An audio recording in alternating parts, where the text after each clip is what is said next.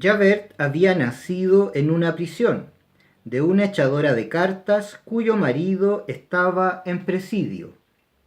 Cuando hubo crecido, pensó que se hallaba fuera de la sociedad y se desesperó por no poder entrar en ella nunca. Advirtió que la sociedad mantiene irremisiblemente fuera de sí dos clases de hombres, los que la atacan y los que la guardan. No tenía elección sino entre una de estas dos clases. Al mismo tiempo sentía dentro de sí un cierto fondo de rigidez, de regularidad y de probidad, complicado con un inexplicable odio hacia esa raza de gitanos de que descendía. Entró, pues, en la policía y prosperó. A los 40 años era inspector. En su juventud había estado empleado en los presidios del mediodía. Antes de pasar adelante, expliquemos las palabras rostro humano que no a mucho aplicamos a Javert. El rostro humano de Javert consistía en una nariz chata, con dos profundas ventanas, hacia las cuales se extendían, campeando en sus dos carrillos, enormes patillas. Impresionaban desagradablemente la primera vez que se veían aquellas dos selvas y aquellas dos cavernas. Cuando Javert se reía, lo cual era raro y terrible, sus labios delgados se apartaban y dejaban ver no tan solo los dientes, sino también las encías, y alrededor de su nariz se formaba un pliegue abultado y feroz como sobre el hocico de una fiera carnívora. Javert, serio, era un perro de presa. Cuando se reía era un tigre. Por lo demás, tenía poco cráneo y mucha mandíbula. Los cabellos le ocultaban la frente y le caían sobre las cejas. Tenía entre los ojos un ceño central permanente como una estrella de cólera. La mirada oscura, la boca recogida y temible, el aire de mando y feroz. Estaba compuesto este hombre de dos sentimientos muy sencillos y relativamente muy buenos, pero que él convertía casi en malos a fuerza de exagerarlos: el respeto a la autoridad y el odio a la rebelión. Javert envolvía en una especie de fe ciega y profunda a todo el que en el Estado desempeñaba una función cualquiera, desde el primer ministro hasta el guarda rural. Cubría de desprecio, de aversión y de disgusto a todo el que una vez había pasado el límite legal del mal. Era absoluto y no admitía excepciones. Por una parte decía: el funcionario no puede engañarse, el magistrado nunca se equivoca. Por la otra decía: estos están irremediablemente perdidos, nada bueno puede esperarse que salga de ellos.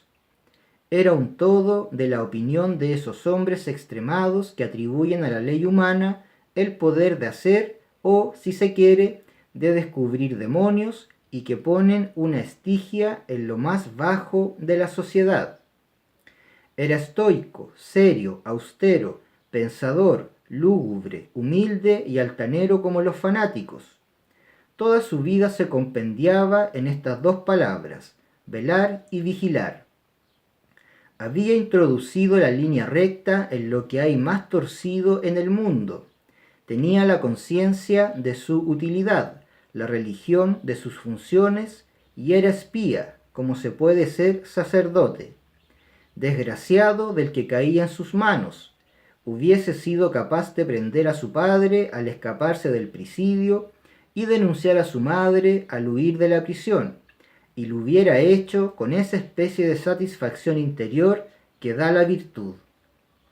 Añádase que llevaba una vida de privaciones, de aislamiento, de abnegación, de castidad, sin una distracción nunca. Era el deber implacable, la policía comprendida como los espartanos comprendían a Esparta, una vigilancia inexorable, una honradez feroz, un espía marmóreo, bruto injerto en Vidocq. Toda la persona de Javert expresaba al hombre que espía y que se oculta. La escuela mística de José Maistre, que en aquella época sazonaba con una alta cosmogonía los periódicos llamados ultras, hubiera dicho, indudablemente, que Javert era un símbolo. No se le veía la frente, que desaparecía bajo el sombrero. No se le veían los ojos, que se perdían bajo las cejas. No se le veía la barba, que se introducía en la corbata. No se le veían las manos, que quedaban entre las mangas. No se le veía el bastón, porque lo llevaba debajo de la levita. Pero, llegada la ocasión, veíanse de pronto salir de aquella sombra, como de una emboscada, una frente angulosa y estrecha, una mirada funesta, una barba amenazadora, unas manos enormes y un garrote monstruoso. En sus momentos de ocio, que eran poco frecuentes, aunque odiaba los libros, leía.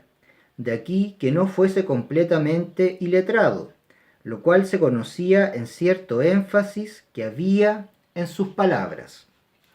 No tenía vicio alguno, ya lo hemos dicho. Cuando estaba contento de sí, se concedía un polvo de tabaco.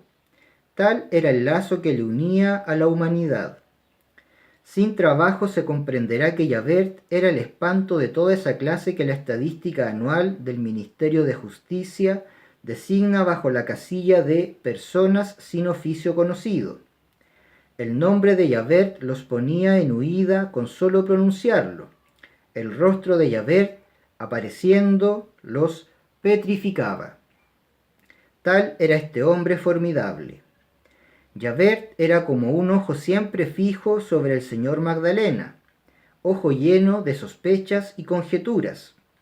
El señor Magdalena llegó al fin a advertirlo, pero a lo que parece, semejante cosa significó muy poco para él.